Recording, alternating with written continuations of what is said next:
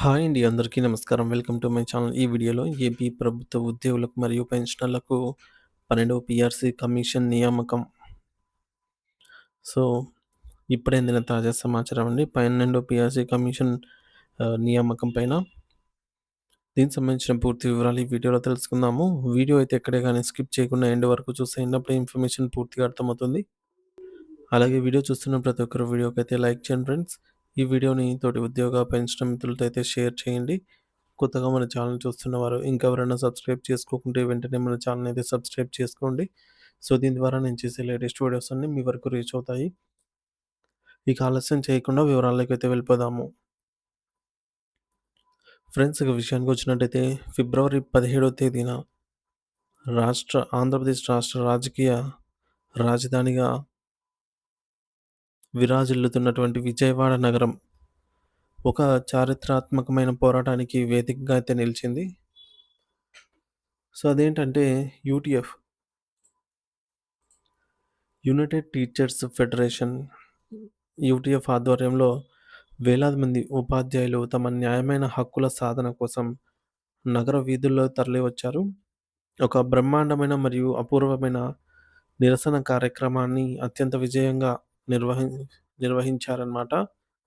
మరి భారీ ప్రదర్శన ద్వారా ఉపాధ్యాయ లోకం తమ ఐక్యతను చాటమే కాకుండా ప్రభుత్వం మొండి వైఖరిని ఈ మేరకు ఎండగట్టడం జరిగింది. రాష్ట్ర వ్యాప్తంగా ఉన్న ఉపాధ్యాయులందరి గొంతుకగా మారినటువంటి ఈ సభలో 12వ పీఆర్సీని ప్రభుత్వం వెంటనే ఏమాత్రం ఆలస్యం చేయకుండా ప్రకటించాలని యూటీఎఫ్ రాష్ట్ర అధ్యక్షులు మరియు ప్రధాన కార్యదర్శులు అత్యంత గట్టిగా డిమాండ్ చేశారు. మరి ప్రస్తుతం రాష్ట్ర శాసనసభ సమావేశాలు జరుగుతున్న తరుణంలో ఇదే సరైన సమయమని భావిస్తూ ఈ అసెంబ్లీ వేదికగా ప్రభుత్వం ఉద్యోగుల పట్ల ఒక స్పష్టమైనటువంటి మరియు అనుకూలమైన ప్రకటన చేయాలని వారు స్పష్టం చేశారు. ఒకవేళ ప్రభుత్వం ఉపాధ్యాయుల డిమాండ్లను బేఖాతరు చేస్తూ కాలయాపన ధోరణి అవలంబిస్తే మాత్రం రాబోయే రోజుల్లో చలో సెక్రటేరియట్ వద్ద అతి పెద్ద నిరసన కార్యక్రమానికి పిలుపునిస్తామని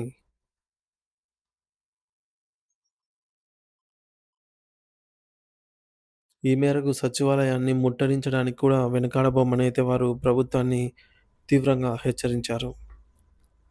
మరి రాష్ట్ర వ్యాప్తంగా పనిచేస్తున్నటువంటి లక్షలాది మంది ప్రభుత్వ ఉద్యోగులు మరియు ఉపాధ్యాయుల గుండెల్లో గత కొంతకాలంగా పేరుకుపోయిన అసంతృప్తి, ఆవేదన ఇప్పుడు ఒక అగ్నిపర్వతంలా బద్దలైన రణభేరిగా మారింది. తమ సమస్యలను ప్రభుత్వం వినటం లేదన్న కోపం వారిలో కట్టలు తెంచుకుంది. అందుకే వేలాది మంది ఉపాధ్యాయులు తమ విధులను పక్కన పెట్టి రోడ్ల మీదకొచ్చి ధర్నాలు చేస్తూ ఈ యొక్క భారీ ర్యాలీలు నిర్వహిస్తూ తమ గళాన్ని గట్టిగా వినిపిస్తున్నారు. ఇది కేవలం ఒక ప్రదర్శన మాత్రమే కాదు. ఇది తమ హక్కుల కోసం చేస్తున్న ఒక ధర్మ పోరాటమని వారు నినాదిస్తున్నారు. ఉపాధ్యాయులందరూ ఇప్పుడు పూర్తి స్థాయి పోరాటానికి దిగడానికి మానసికంగా సిద్ధమైపోయారు. ఈ పోరాటంలో భాగంగా వారు అడిగే ప్రధాన డిమాండ్లను ఒకసారి పరిశీలించినట్లయితే, మొదటిది 2023 జూలై 1 తేదీ నుంచి అమల్లోకి రావాల్సిన 12వ పీఆర్సీని తక్షణమే ప్రకటించాలి అనేది వారి ప్రథమ డిమాండ్. పీఆర్సీ అనేది ఉద్యోగుల వేతన సవరణకు సంబంధించినది కాబట్టి, మరి దీనివల్ల పెరుగుతున్న ధరలకు అనుగుణంగా జీతాలు పెరిగే అవకాశం ఉంటుంది. అలాగే పెన్షనర్లకు శాపంగా మారిన కాంట్రిబ్యూటరీ పెన్షన్ స్కీమ్ సీపీఎస్‌ను రద్దు చేసి, పాత పెన్షన్ విధానాన్ని ఓపీఎస్‌ను పునరుద్ధరించాలని వారు ప్రాణాలకు తెగించి పోరాడుతున్నారు. వృద్ధాప్యంలో భరోసా ఇచ్చే పాత పెన్షన్ విధానం తమ హక్కులని వారు భావిస్తూ ఉన్నారు. దీంతో పాటు ఉద్యోగ, ఉపాధ్యాయ మరియు పెన్షనర్ల ఆరోగ్య భద్రతకు సంబంధించి ప్రస్తుతం ఉన్న హెల్త్ కార్డుల అమల్లో అనేక సాంకేతిక మరియు ఆచరణాత్మక ఇబ్బందులు ఎదురవుతున్నాయి. ఆసుపత్రులలో నగదు రహిత చికిత్స అందటం లేదని, ఈ సమస్యలన్నిటిని కూడా వెంటనే పరిష్కరించి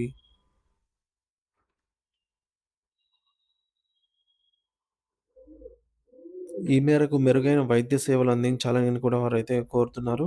అలాగే ఆరోగ్య శాఖలో పదోన్నతులు మరియు బదిలీల విషయంలో రాజకీయ జోక్యం లేకుండా అత్యంత పారదర్శకమైన విధానాన్ని అనుసరించాలని డిమాండ్ చేస్తున్నారు. ప్రతి నెల 1వ తేదీన జీతాలు మరియు ఇతర అలవెన్స్‌ల ఎటువంటి ఆలస్యం లేకుండా వీటిని నేరుగా ఖాతాలో జమ చేయాలని వారు పట్టుబడుతున్నారు.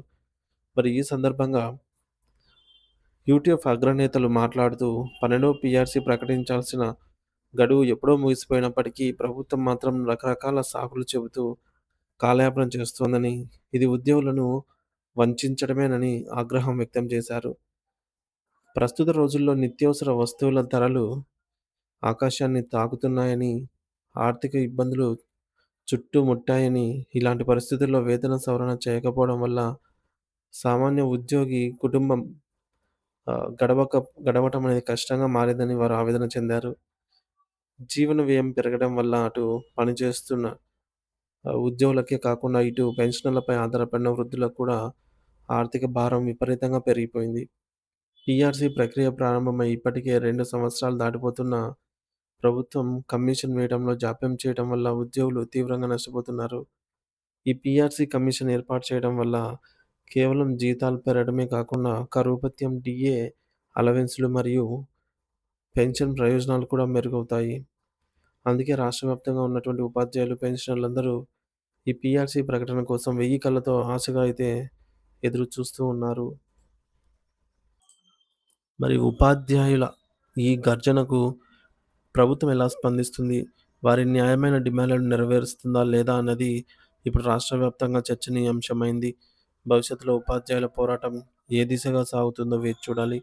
వేలాది మంది ఉద్యోగుల భవితవ్యం ఇప్పుడు ప్రభుత్వం తీసుకునే నిర్ణయంపైనే ఆధారపడి ఉంది. ఈ చారిత్రాత్మక నిరసన మహాసభలో యూటీఎఫ్ రాష్ట్ర అధ్యక్షులు ఎస్. వెంకటేశ్వరరావు గారు తమ ప్రసంగంతో ఉపాధ్యాయుల్లో స్ఫూర్తిని నింపారు. అలాగే ప్రధాన కార్యదర్శి కెఎస్ఎస్ ప్రసాద్ గారు ప్రభుత్వం చేస్తున్న జాప్యాన్ని గణాంకాలతో సహా ఎండగట్టారు. వీరితో పాటు ఏపీజేఏసీ అధ్యక్షులు విద్యాసాగర్ గారు, ఎమ్మెల్సీ గోపిమూర్తి గారు తమ పూర్తి మద్దతును తెలియజేశారు. గతంలో ఉపాధ్యాయుల సమస్యలపై అలుపెరగని పోరాటం చేసిన మాజీ ఎమ్మెల్సీలు లక్ష్మణరావు గారు మరియు వెంకటేశ్వరరావు గారు కూడా ఈ సమావేశంలో పాల్గొని తమ అనుభవంతో ఉద్యమానికి దిశానిర్దేశం చేశారు. మరి ఇంతటి మేధావులు, అనుభవజ్ఞులు ఒకే వేదికపైకి వచ్చి గళమెత్తడం చూస్తుంటే ఉపాధ్యాయుల సమస్యలు ఎంత తీవ్రంగా ఉందో అర్థమవుతోంది. మరి రాష్ట్ర వ్యాప్తంగా ఉన్న ఉపాధ్యాయ లోకమంతా ఇప్పుడు ఒకటై తమ హక్కులను సాధించుకునే వరకు కూడా ఆహ్, విశ్రమించబోము అని చెప్తున్నారనమాట. సో, ఇది ఫ్రెండ్స్ ఇప్పటివరకున్న తాజా సమాచారం. మొత్తానికైతే ఈ యొక్క సమావేశాల్లో అసెంబ్లీ మరియు బడ్జెట్ సమావేశాల్లోనే ఉద్యోగులకు సంబంధించి ఖచ్చితంగా ఒక కీలకమైన శుభవార్త అందాలి. ఎట్టి పరిస్థితుల్లోనూ. లేకపోతే నిరసన సెగలు తగిలే అవకాశం అయితే ఉంది ప్రభుత్వం. కాబట్టి వెంటనే వీరి గురించి ఆలోచించాల్సి రావటం అనేది జరిగిందనమాట. వెంటనే ముఖ్యమంత్రి గారు స్పందించాల్సిన అవసరం అయితే ఎంతైనా ఉంది ఫ్రెండ్స్.